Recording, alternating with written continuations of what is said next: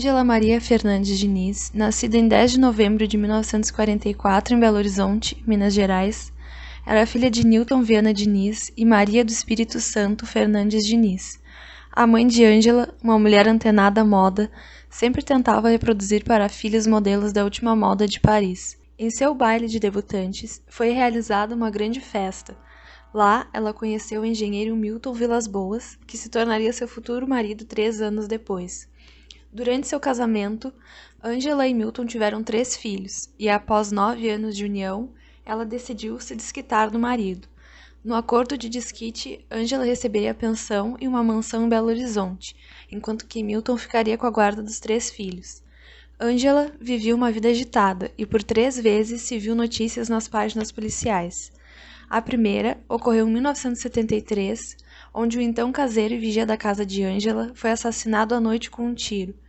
Ângela confessou o assassinato e alegou legítima defesa, afirmando que seu empregado tentou estuprá-la. Porém, as investigações concluíram que existia uma terceira pessoa na cena do crime, o então namorado de Ângela, Tuca Mendes. Ângela havia mentido para proteger a reputação de Tuca, pois ele era casado. Tuca alegou que havia visto um vulto do lado de fora da casa. Foi verificar o que era e a pessoa o atacou. Por isso ele reagiu, matando. O que realmente aconteceu nunca foi descoberto. À época, surgiram boatos que Ângela e José Avelino teriam um relacionamento. Tuca descobriu e matou-o, porém, pessoas próximas a Ângela negaram o caso, afirmando que ela era racista demais para se relacionar com um homem preto. Ao final, Tuca Mendes foi condenado a 2 anos com sursis, isto é, com suspensão condicional da pena e liberado. Após o crime, Tuca e Ângela se separaram. Em 1974, Ângela voltaria a virar notícia. Como ela não possuía a guarda de seus filhos, Ângela foi visitar as crianças na casa de sua ex-sogra, em Belo Horizonte, decidindo levar um de seus filhos para o Rio de Janeiro sem avisar a família do pai das crianças. Então, seu ex-marido procura a polícia, afirmando que Ângela havia sequestrado a criança. Uma semana depois, ela retornou a Belo Horizonte com a filha. Porém, mesmo assim, Milton manteve o processo e Ângela foi condenada a 6 meses de prisão pelo sequestro da filha. Recorreu e não chegou a cumprir pena. A terceira ocorreu quando fora surpreendida com maconha pela polícia. Alegou que havia se tornado viciada em drogas desde o episódio em que presenciou a morte de seu empregado. Em agosto de 1976, Ângela, em um jantar, conheceu o empreiteiro Raul Fernando do Amaral Street, mais conhecido como Doca Street. Doca era casado quando conheceu Ângela, mas isso não foi empecilho para que os dois começassem um caso. 3 meses depois, o milionário pediu divórcio para poder viver seu romance sem empecilhos. Os dois foram morar na casa de Ângela em Búzios, no Rio de Janeiro. Desde então, a socialite que bancava todos os luxuosos gastos do casal. De fachada, Ângela e Doca eram vistos como um casal perfeito. No entanto, a realidade era bem diferente. Envolvia crises de ciúme e violência. Doca era extremamente controlador, chegando ao ponto de que Ângela deixou de frequentar os lugares que sempre frequentou, bem como a distanciou dos seus amigos. Doca controlava todos os atos dela, o que posteriormente passou a lhe incomodar, pois sempre foi uma mulher independente que não tolerava nenhum tipo de submissão. No ano novo de 1976-1977, Ângela e Doca decidiram passar o ano novo na Praia dos Ossos, em Búzios. Ao consumir álcool, Ângela foi ficando cada vez mais desinibida, o que certamente irritou Doca. Porém, o gatilho foi quando uma alemã, Gabriele Dyer, ofereceu a Ângela os artesanatos que confeccionava e vendia na praia. A mulher se encantou pela estrangeira e tentou seduzi-la. Doca sentiu-se humilhado com o ocorrido, no que acabou em uma briga. E assim, ambos voltaram para casa. Ao chegarem em casa, Doca ajudou Ângela a tomar banho, já que a mulher havia ingerido muita bebida alcoólica. Porém, em algum momento voltaram a brigar pelo ocorrido na praia, e de forma ainda mais intensa. Com raiva pelas coisas ditas por seu namorado, Ângela acaba deixando-se levar pelo descontrole e quebra a mobília do banheiro. Após o ocorrido, Ângela anunciou a Doca o fim do relacionamento. Inconformado, tentou convencê-la de que por conta da bebida essa não era sua real vontade. Tentou ainda argumentar que só era ciumento, pois a amava intensamente. Porém, Ângela havia tomado sua decisão, queria pôr fim ao relacionamento abusivo. Assim sendo, o homem arrumou suas coisas e foi embora. Mas quando já estava a alguns quilômetros da casa, Ele decide voltar para mais uma vez tentar com que Angela aceitasse de volta, e que sua decisão havia sido precipitada.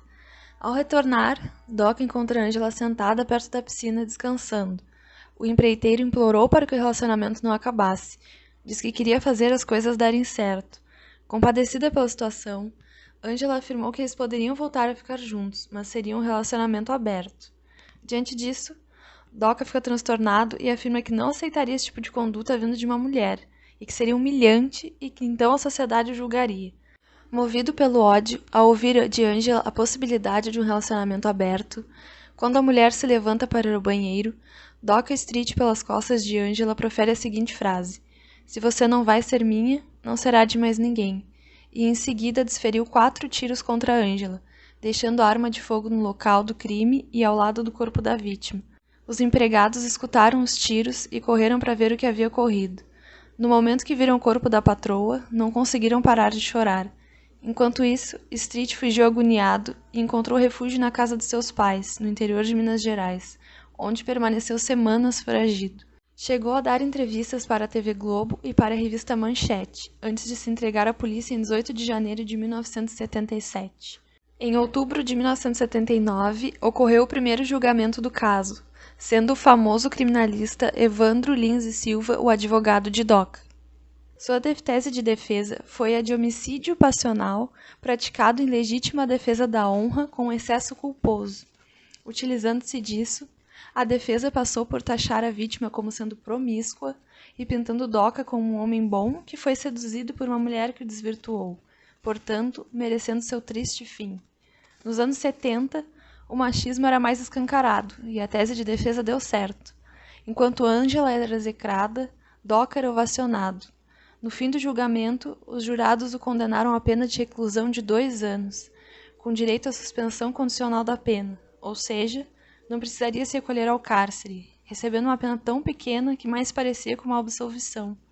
Por óbvio, a acusação recorreu, e diante da decisão dos jurados, surgiram movimentos feministas que lutavam contra o feminicídio e violência doméstica, além de defender a memória de Angela. O slogan do movimento era "Quem ama não mata", sendo uma resposta ao matou por amor da defesa de Doca. A pressão levou Doca ao segundo julgamento, que ocorreu em 1981. Dessa vez, o entendimento dos jurados foi diferente. Doca foi condenado a 15 anos de reclusão por homicídio doloso qualificado. Em 2006, Doca lançou um livro chamado Mea Culpa, onde conta a sua versão dos fatos. E em dezembro de 2020, Doca Street falece aos 86 anos de idade. Em março de 2021, e quase 42 anos depois do primeiro julgamento de Doca Street, o STF proibiu por unanimidade a utilização da tese da legítima defesa da honra, por ser inconstitucional, violar os princípios constitucionais da dignidade da pessoa humana, da proteção à vida e da igualdade de gênero. Ministra Carmen Lúcia afirmou que a tese não tem amparo legal e foi construída como forma de adequar práticas de violência e morte, abre aspas, a tolerância vivida, fecha aspas, na sociedade aos assassinatos de mulheres tidas por adúlteras ou com comportamento que destoe do desejado pelo matador. Já o ministro Gilmar Mendes ressaltou que a tese é pautada por ranços machistas e patriarcais, que fomentam um ciclo de violência de gênero na sociedade.